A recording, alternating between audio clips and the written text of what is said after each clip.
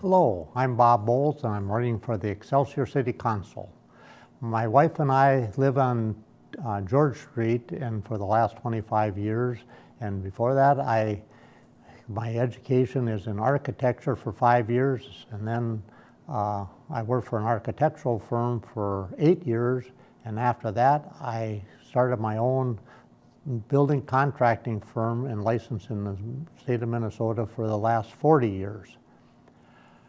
I am concerned about several things in Excelsior, and one of them is a current project that's underway now, and it was started with the beginning of tearing down our current city hall, and there is no plan to rebuild the city hall at this time.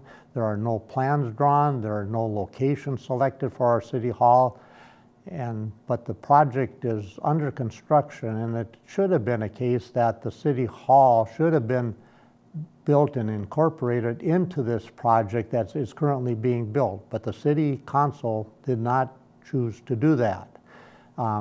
They have chosen to, along with the developer, which will own the apartment building that's built on top of the 3-level parking ramp that's built below ground, and that was the need for Excelsior, that they needed parking, and so they built this underground parking for tourists and visitors that come to Excelsior. Being that it's underground, I think is inappropriate because it's out of sight, and if it was above ground and tastefully done, it would be an asset for the city, but instead it's underground and people cannot see it. It would not be visible for visitors that just are coming to town for the first time. And the building that's being built above it is by the developer, and I think the building is too large for a historic town. It's out of character, and we will start to lose our historic character for the community. I'm also was concerned about the library, the Hennepin County Library that was built a couple of years ago, and this is a project that I am very proud of, and I had involvement with it when I was sitting on the Heritage Preservation Commission. The architect came in front of us, and it was a very contemporary design, and I asked him if he had the ordinances of our city and all the guidelines that would govern this building, and he said he did. And I said, well, did you read them? Because it doesn't appear that the design that you came up with is appropriate for our city.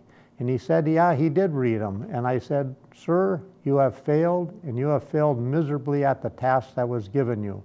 So the HPC, the Historic Preservation Commission that I was sitting on, voted, and they voted unanimously to reject the project. So it went to the city council.